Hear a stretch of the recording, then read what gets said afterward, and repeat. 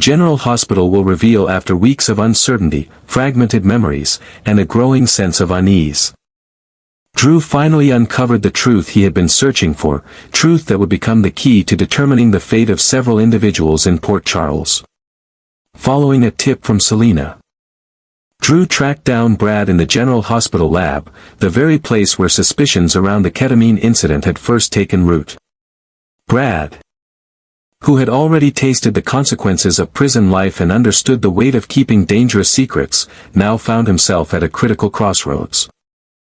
No longer willing to be dragged down by someone else's manipulation, Brad made the cold, calculated decision to reveal everything, an unflinching confession that would spell disaster for Portia. Brad admitted that it was Portia who orchestrated the entire operation. She was the one who authorized and supplied the medical-grade ketamine that was discreetly slipped into Drew's drink during what should have been an innocuous social event. The drug did more than cloud Drew's memory. It was weaponized to damage his public image, painting him as a liability, a man unfit for leadership. Perhaps even a secret addict.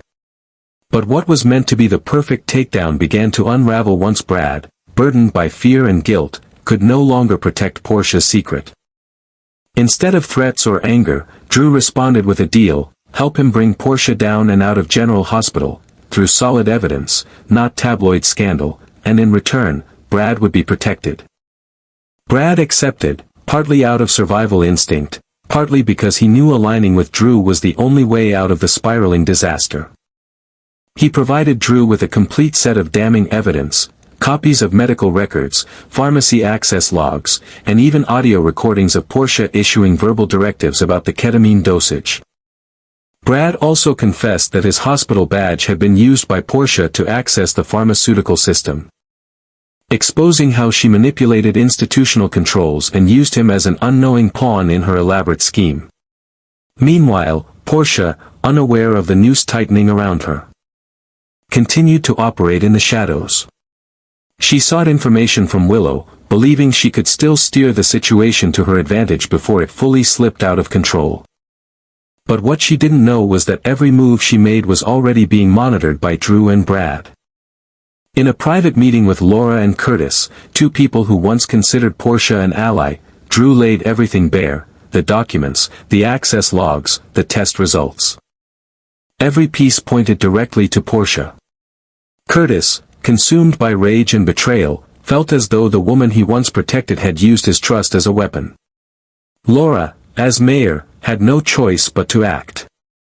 She ordered an immediate independent investigation into Portia's actions. In the background, Brad received assurances that his name would be kept out of any public reports as long as he cooperated fully with the internal and legal inquiries.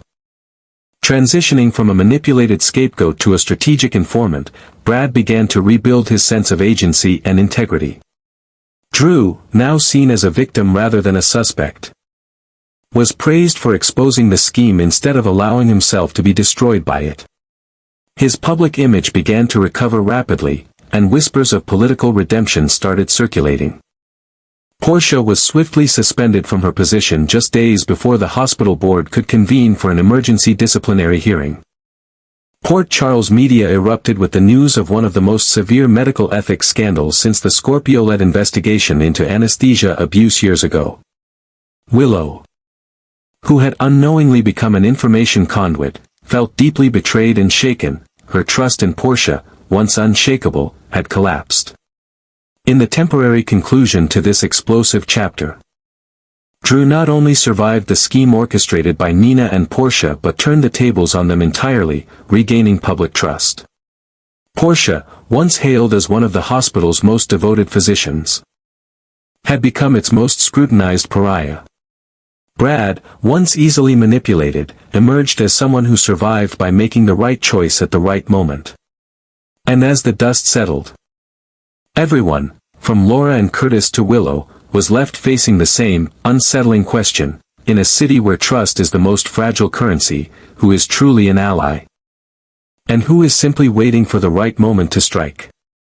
The fallout from Brad's confession and Drew's quiet but forceful campaign against Portia began to unfold with swift and irreversible consequences. as General Hospital prepared for one of its most pivotal disciplinary hearings in recent memory.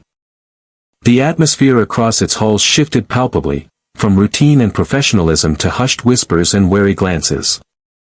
Portia, once a highly respected physician known for her precision and passion, now walked the corridors under a cloud of suspicion and betrayal, her confident demeanor replaced by subtle panic that only grew more visible with each passing hour. The Emergency Medical Board convened in a private session, composed of senior hospital administrators, legal advisors, and a neutral ethics officer brought in to ensure transparency. Laura, as the city's mayor, did not attend but had submitted an official statement requesting full accountability. Curtis, though emotionally compromised, remained outside the process, his silence echoing volumes. Drew, meanwhile, submitted all evidence anonymously through internal counsel, refusing to allow his name to become a spectacle in the press. Yet making sure every piece of damning information, from pharmaceutical logs to audio directives, was laid bare before the panel. Portia entered the hearing room with her attorney, her white coat replaced by a neutral gray suit, her eyes scanning the room for an ally and finding none. What began as a procedural review quickly escalated into a forensic dissection of her choices. She tried to maintain composure, insisting she had no knowledge of ketamine distribution outside standard treatment protocols, but the evidence told a darker story. Her access credentials had been used during a time frame when no authorized procedure was taking place. Her voice, unmistakably captured in one of Brad's recordings, was heard instructing someone to make sure the dose was enough to destabilize but not destroy, a phrase that shocked even the most experienced board members. The most damning testimony, however, came from Brad himself, submitted in written affidavit form. In his statement, he detailed how Portia approached him under the guise of a routine pharmacology review, asked him to authorize and sign off on ketamine requisitions, and later used his ID without permission. He admitted he was too afraid to report her at the time, citing her influence and reputation. While Brad's past criminal record was not ignored, it was weighed against the depth and corroboration of his statements, and the growing mountain of technical evidence that aligned with his version of events. Over the course of 3 hours, Portia's credibility unraveled. Each defense she mounted was systematically countered by hard data or testimonial evidence. In one painful moment, the board replayed the segment of Drew's toxicology report, time-stamped from the night of the incident, alongside pharmacy logs showing ketamine withdrawals just hours earlier under Brad's badge ID. The implication was clear: this was no accident. It was orchestrated. By the end of the hearing, the board voted unanimously to suspend Portia's medical license pending a full legal investigation. She was ordered to vacate her position at General Hospital immediately, stripped of all administrative privileges, and placed under official review by the State Medical Ethics Commission. Her fall from grace was complete. Once seen as a woman of integrity, she now exited the building with a security escort, unable to make eye contact with colleagues who once admired her. Outside, Curtis stood by his car, arms crossed, jaw tight. He didn't speak when he saw her, and she didn't attempt an explanation. There was nothing left to say that could undo the damage. Meanwhile, Brad, though emotionally wrecked, finally found a strange peace in telling the truth. Drew, standing several floors above, looked down from his office window, knowing that while justice wasn't perfect, it had, at last, begun to move in the right direction. But even as Portia disappeared into the shadows of scandal, deeper questions remained. Who had truly pulled the strings with Nina? How much did Selena stand to gain by facilitating this information exchange? And could Drew, despite surviving this plot, ever truly trust anyone again in a city where betrayal often came dressed in a lab coat and a reassuring smile? Nina watched the implosion of Portia's career from the confines of her office at Crimson, her trembling fingers brushing against the glass of a half-empty tumbler of bourbon as news of the disciplinary hearing spread like wildfire across Port Charles. Though she wasn't present at the hospital that day, she felt every reverberation of Portia's downfall like an earthquake tearing through the shaky foundation of her carefully maintained image. What was once a covert alliance had now become a liability too massive to ignore. The plan to discredit Drew had not only failed, it had backfired so spectacularly that the blast radius now threatened to consume Nina as well. And in her world, exposure was not an option. The original arrangement had been simple, or so she thought. Portia would handle the logistics, using her medical access and influence to execute the takedown, while Nina provided cover, funding, and long-term spin if needed. It was calculated, detached, and entirely self-serving, intended to eliminate Drew as a competitor for influence, remove a threat to Willow's emotional balance, and fortify Nina's position both in the public eye and within her daughter's world. But now that Portia had been publicly dismantled and disgraced, Nina found herself the last remaining pillar holding up a crumbling lie. And unlike Portia, she had no intention of going down with it. Her first instinct was damage control. Within hours of Portia's suspension, Nina arranged an emergency meeting with Martin, her longtime legal fixer and PR strategist. She demanded that every possible digital trace of communication with Portia be erased or obfuscated, text threads deleted, call logs buried under innocuous activity, and encrypted messages scrubbed from shared devices. She issued carefully worded internal memos to Crimson's board assuring them she had no involvement in any medical controversy and that she was focused solely on business. But she knew it wasn't enough. What Nina feared most wasn't just public exposure, it was Drew. Because if Drew had the evidence to take down Portia, it meant he was closer than ever to linking her name to the original plan. And Drew, now empowered, vindicated, and dangerous, would not stop until every person responsible for sabotaging him was brought to light. For Nina, the clock had started ticking. She began meeting quietly with allies, some of whom owed her favors from past political manipulations, others who simply feared the chaos she could still unleash if provoked. She positioned herself as a victim of Portia's rogue actions, a woman misled by a medical professional acting alone. But for every carefully scripted deflection, there remained one glaring truth Nina couldn't spin: her motive. Too many people had seen the strain between her and Drew, the desperation with which she tried to hold on to Willow, the veiled hostility that had grown in her relationship with Carly and Michael. And then there was Selena, silent, calculating, and always watching. Selena had never needed Nina, but she had tolerated her because Nina was convenient.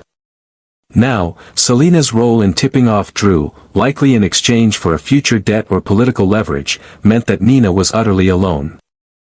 She could not trust Portia, now suspended and likely to flip under pressure.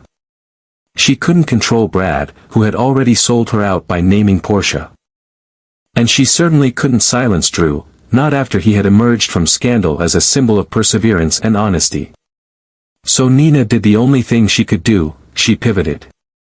She began crafting a new narrative, one where she would publicly denounce Portia's actions, express dismay at being misled, and subtly reposition herself as a concerned mother trying to shield Willow from a toxic environment. In private, she cut ties, burned bridges, and erased the fingerprints she'd once left on every part of the plan. But no matter how hard she tried, one thing remained unshakable: guilt. Every time she looked at Willow, she saw the chasm she had helped create. Every time she passed Crimson's editorial floor, she heard the whispers. And every time her phone rang without a caller ID, she feared it was someone: Drew, Selena, even Carly, ready to pull the final thread that would unravel everything. In the end, it was not Drew's anger that frightened Nina the most. It was his silence. Because silence from a man like Drew didn't mean forgiveness. It meant he was waiting for the perfect moment, the perfect audience, and the perfect blow. ChatGPT de NOI. As the chaos surrounding Portia's downfall continued to ripple through General Hospital and the city at large, Willow found herself caught in a storm of uncertainty and emotional unease. Though she had tried to focus on her recovery, her family, and the gentle rhythm of daily life with her children, the events unfolding around her refused to remain at a distance.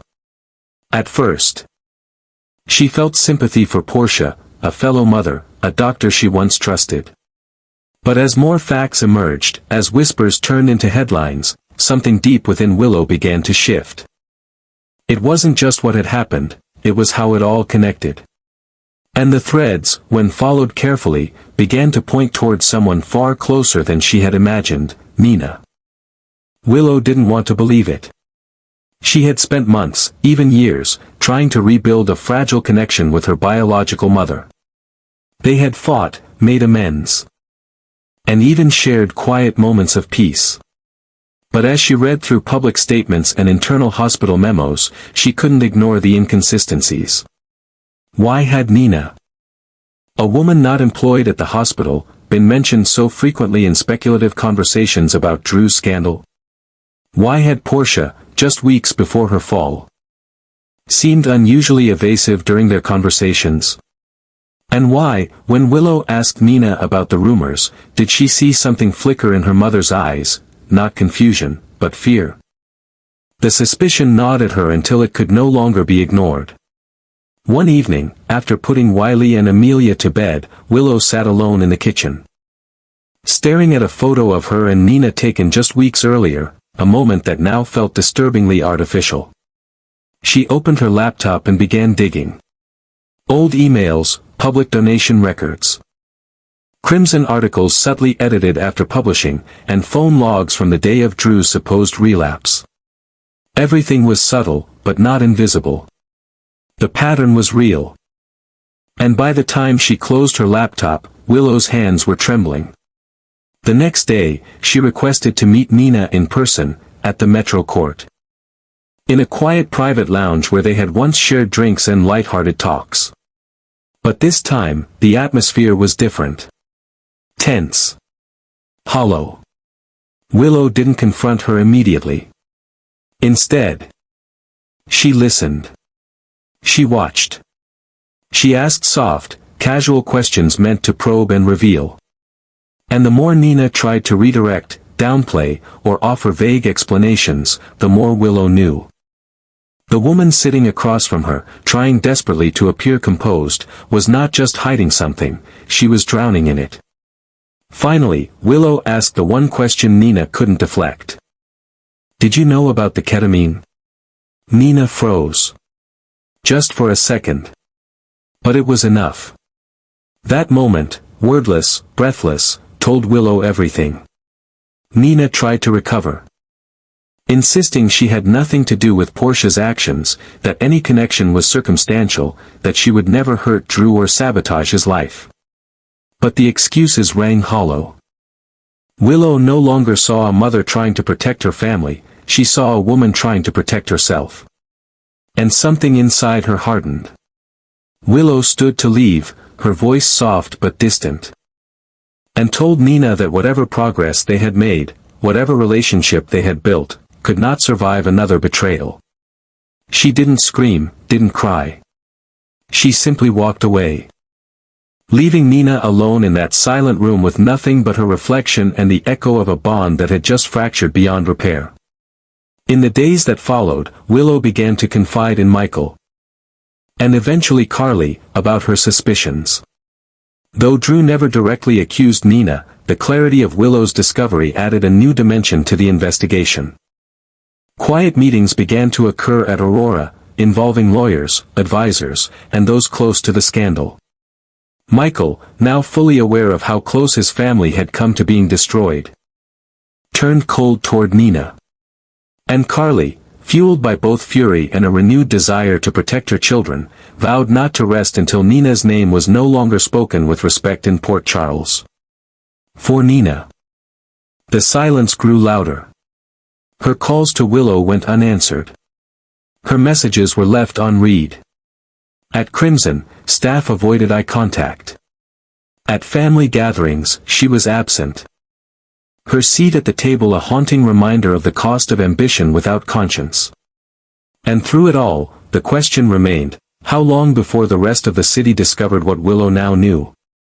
And when the full truth came to light, would there be anything left of Nina Reeves to save?